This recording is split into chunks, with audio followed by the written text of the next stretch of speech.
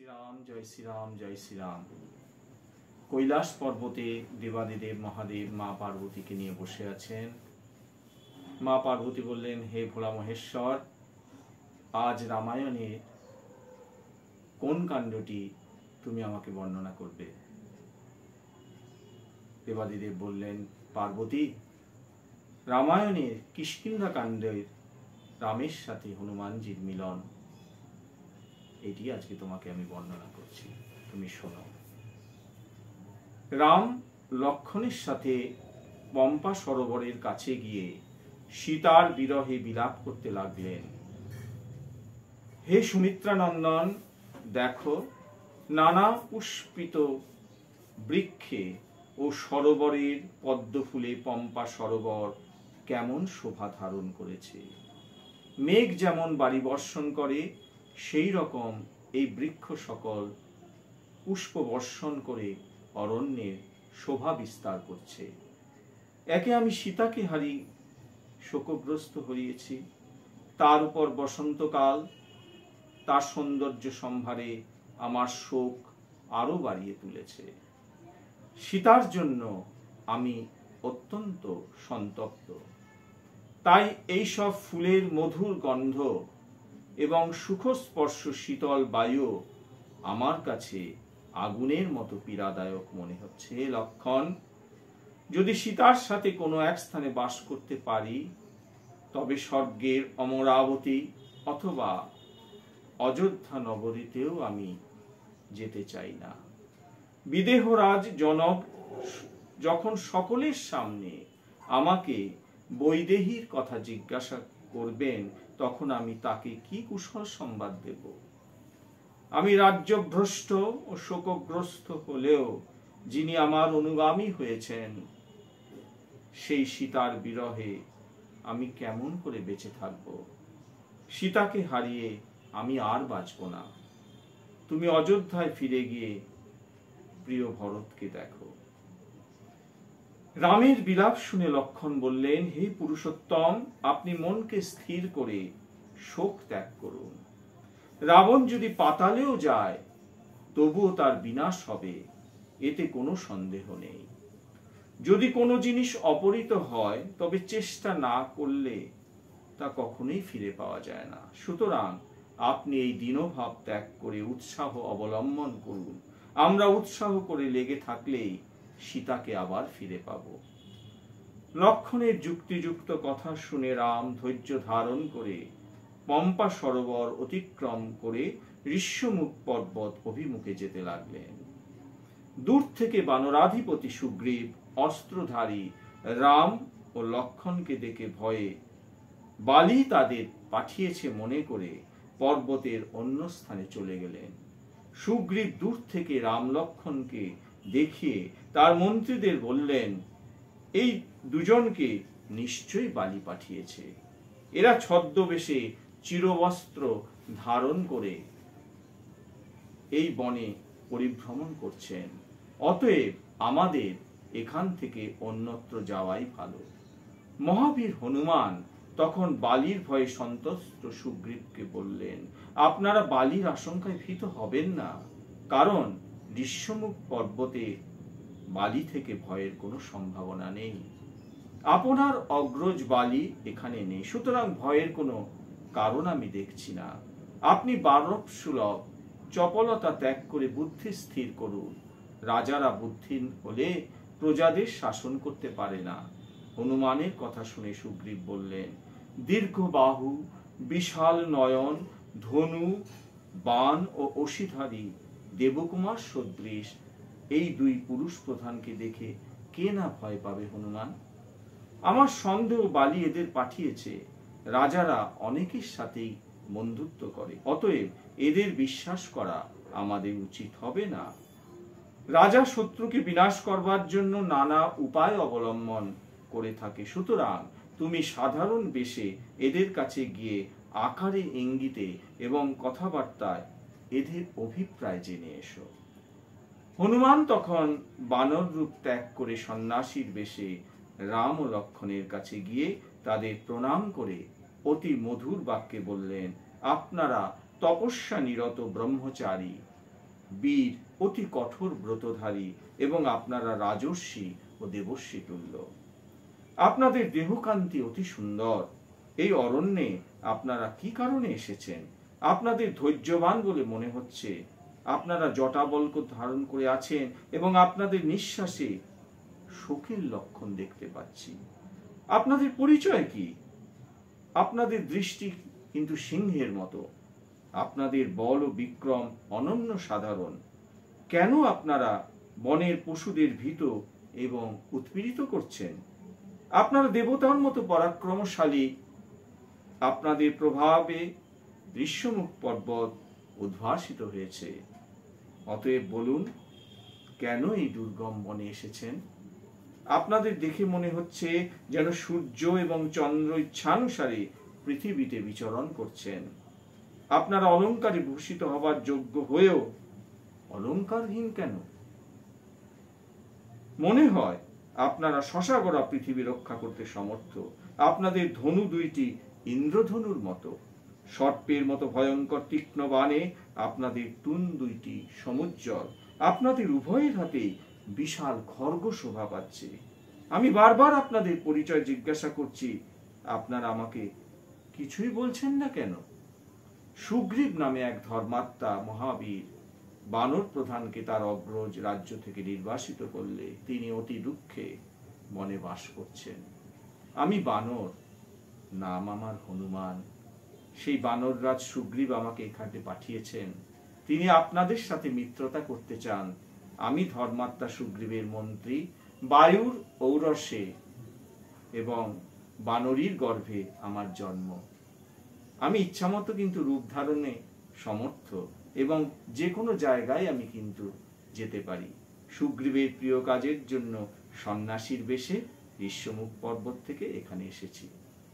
বাকপটু হনুমানের কথা শুনে রাম খুশি হয়ে লক্ষণকে বললেন, লক্ষণ, এই সেই হনুমান আমাদের ছোটবেলায় যার সঙ্গে দেখা হয়েছিল। সেই কথা শুনে হনুমানজি চমকে উঠলেন। লক্ষণ, তাহলে আপনি কি রামচন্দ্র? রামচন্দ্র মুচকি হাসলেন। হ্যাঁ হনুমান। হনুমানজি আর নিজেকে ঠিক রাখতে পারলেন না। হে প্রভু বলে শ্রী রামচন্দ্রের চরণে লুটিয়ে পড়লেন। তার চোখের জল দিয়ে ভগবান শ্রী রামচন্দ্রের চরণ যুগল ধৌত করে দিলেন। প্রভু রাম তার দীর্ঘ বাহু দিয়ে তার ওই বলিষ্ঠ বুকে তার প্রিয় শিষ্য হনুমানকে জড়িয়ে ধরলেন। ভক্ত ভগবানের আজ মিলন হলো। হনুমানজি নিজের শোক সম্বরণ করে ভাবলেন, এই দুই মহাত্মা নিজেদের স্বার্থ সিদ্ধির জন্য সুগ্রীবের সাহায্যের প্রয়োজন মনে করেন। এতে সুগ্রীবের কার্যসিদ্ধি হবে।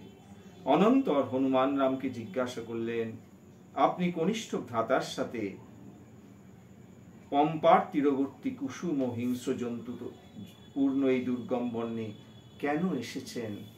আমি কিছুটা উপলব্ধি করতে পারছি। কিছুদিন আগে এক দুরাচারী রাক্ষস এক অপূর্ব সুন্দরী স্ত্রীকে বায়ুপথে নিয়ে চলে যাচ্ছিলেন। তিনি ঋষ্যমুখ পর্বতের উপর দিয়ে যেতে যেতে তার অলঙ্কার আদি ছুঁড়ে ফেলতে লাগলেন। আমরা অবাক হয়ে দেখলাম, কে সেই? এখন বুঝতে পারছি, সে দুরাচারী রাবণ ছাড়া আর কেউ না। প্রভু, আপনি দ্বিধা করবেন না, আপনি চলুন, বানররাজ সুগ্রীবের সাথে মিত্রতা করুন। তিনি এবং আমরা সকলে আপনার সাথে রয়েছি। প্রভু চলুন।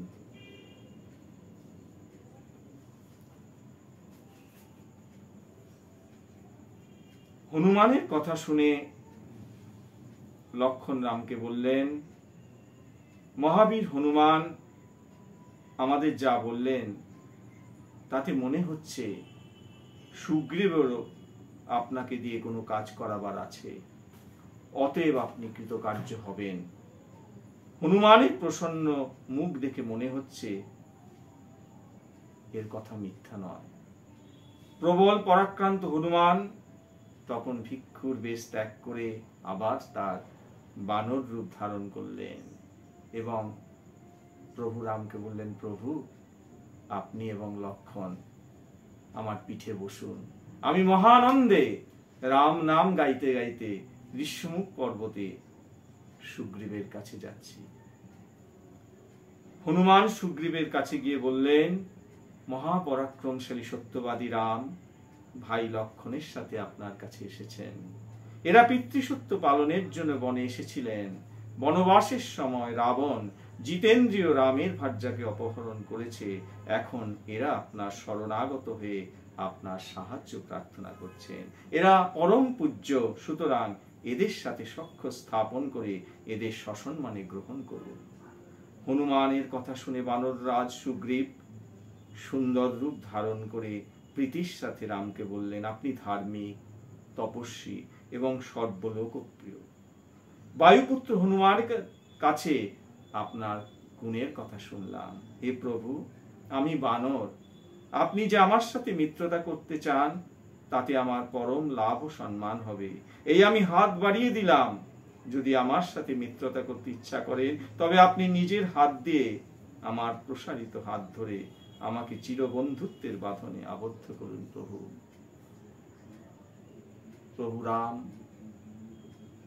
তার দুই বাহু দিয়ে সুগ্রীবকে জড়িয়ে ধরলেন, বললেন, আজ থেকে আমরা দুই মিত্র হলাম। সুগ্রীব, আমি তোমাকে সাহায্য করব, তোমার ঋতরাজ্য তুমি ফিরে পাবে এবং আমি বালি বধ করব। তার পরিবর্তে তুমি আমাকে সীতার সন্ধান দাও। রাম ও সুগ্রীবের মধ্যে যখন মিত্রতা হলো, তখন সীতার পদ্মনেত্র, বালির স্বর্ণ সদৃশ নয়ন এবং রাবণের অগ্নিবর্ণ চোখ সকলেরই বাম নেত্র এককালে স্পন্দিত হতে লাগলো।